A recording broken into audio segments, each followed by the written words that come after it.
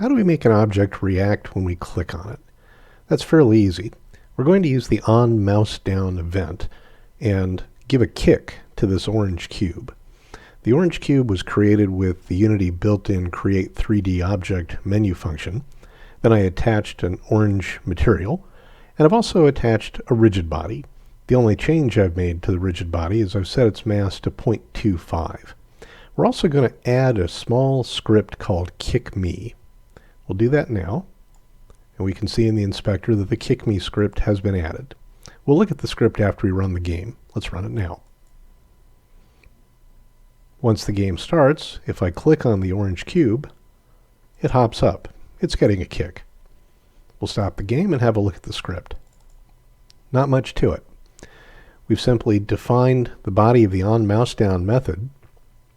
Here at line 7, we use the familiar getComponent method from the MonoBehavior class to obtain the rigid body. And then we apply a force with the rigid body addForce method. Simple vector straight up, and it's an impulse. Just a kick. That's all it takes.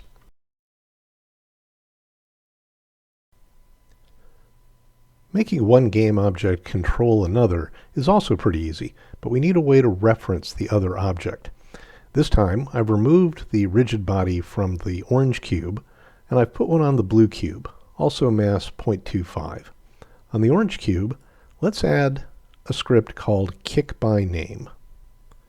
We can see it's there in the inspector, and it has one public member that we need to define. We need to put a string in that names the object we want to control. Looking in the hierarchy, the name of the object we're interested in is blue cube. So we'll type that in. The object name, blue cube. Now let's run the game. And we click on the orange cube, and this time the blue one hops up. The blue one's getting the kick. Let's have a look at the kickByName code and see how that works. Not much more complicated than the kickMe class. We see here the public member that allows us to enter the name of the object. And then in the onMouseDown code, the first thing we do is we use the GameObject class's static find method and give it the string with the name of the object we're looking for. If it finds one, it returns a reference, and that reference is to the Unity type GameObject. Once again, we can use the familiar getComponent method to get a reference to that GameObject's rigid body, but this time we give it something to dereference. We don't look for our own rigid body, we're looking for a rigid body attached to the GameObject in some GameObject. After that, it's the same. We get a reference to the other GameObject's rigid body, and we use that reference to run the addForce method, and we get an upward kick, and the force mode is impulse again, so it gives a nice quick, swift kick, and up it goes.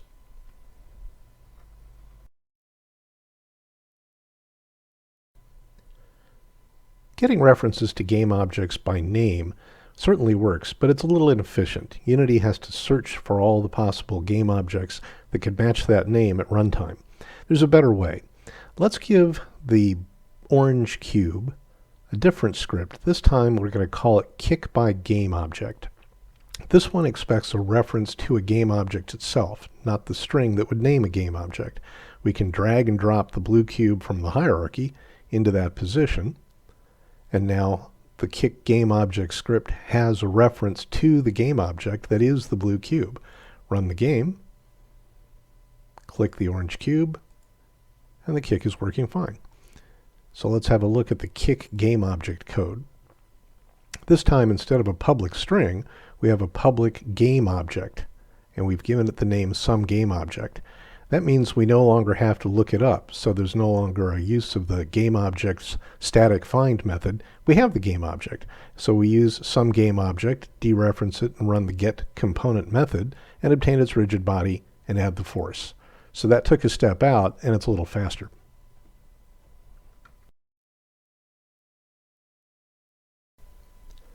We can make this even simpler still. This time, on the orange cube, I'm going to put a different script. This one's called kickRigidBody. Just like kickGameObject, it has a public member, but it's no longer expecting a reference to a game object. It wants a reference to a rigid body. How do we supply one? Well, we do it exactly the same way. We drag and drop the blue cube from the hierarchy into the rigid body field. The inspector looks at the blue cube and sees if it has a rigid body. Well, it does. And so now that field actually contains a reference to the blue cube's rigid body rather than the blue cube's GameObject. If we run the game, click on the orange cube, the blue cube hops as it did before.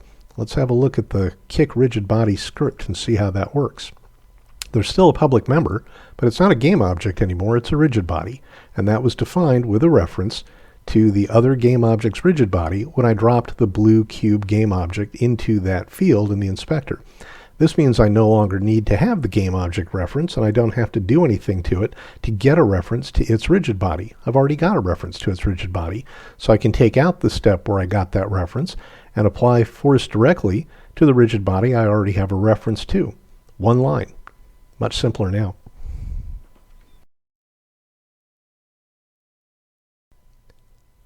So far, all of the code in our examples that controls the behavior of the blue cube has been in a component attached to the orange cube. It might be better if the blue cube were responsible for managing itself, and what we ask it to do only requires that we send it a request from other objects. We can do that. We'll attach a script called Kickable to the blue cube. That'll tell the blue cube how to kick itself. We'll look at that code in a moment. We'll simply confirm in the inspector that the Kickable script is now attached to the blue cube. The orange cube, this time we will give it a script called Kickable. In the inspector we can see that, like the prior scripts, this one does need a reference to the thing we're going to ask to kick itself. But this time, instead of asking for a GameObject, a rigid body, or any other Unity-defined type, it's looking for an object of type Kickable. Well, I defined that. That's a user-defined type. To get that object reference, we'll drag and drop the blue cube into it one more time. And once again, the inspector looks for and finds an object of type Kickable. Now we run the game, click on the orange cube, and the blue cube hops one more time. Let's look at the Kickable script. This is about as simple as it gets. We do have a public member that holds a reference to an object of type Kickable, and in the onMouseDown method, we use that reference to ask it to run its own kick method. Now, from this code, we can't tell what that kick method does, but that's actually useful, because now what the kick method does is up to the object that has the kick method in a component attached to that other object. And that's in the Kickable class. This is the class of object attached to the blue cube. It only has one method. It's a public method named kick, and it does all the work we used to do in code attached to the orange cube. It gets a reference to its rigid body, and then it applies the force with the add force method. Same call, just now it's running in code attached via a component on the blue cube, rather than being run from the orange cube with the effect being directed to the rigid body on the blue cube. This is a kind of an advantage because now we can make this modification in one place, and any other foreign object that has a reference to the Kickable object on this object will be able to ask it to run the kick method.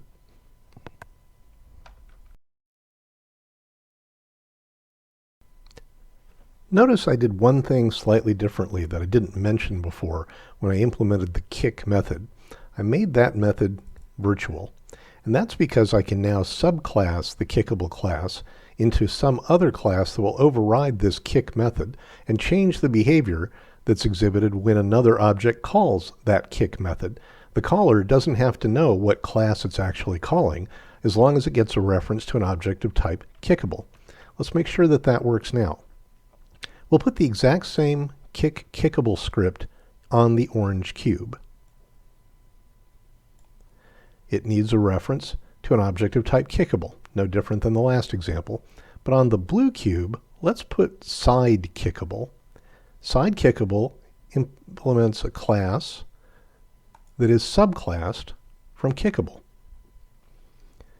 That means I can still drag and drop the blue cube into the field that requires a Kickable in the inspector, because the side Kickable class is a subclass of Kickable, so it's a Kickable too. And that satisfies the requirement. Now when I run the game, and I click on the orange cube, I control the blue cube with the same code running from the orange cube as before, but the behavior is different. Reminding ourselves when we look at the kickable code that's running on the orange cube, this is the same as in the prior example. It has a reference to the kickable. That's the parent class of the object on the blue cube. And this is the same code we used before to run the kick method. But this time, the code on the blue cube is an object of type sideKickable.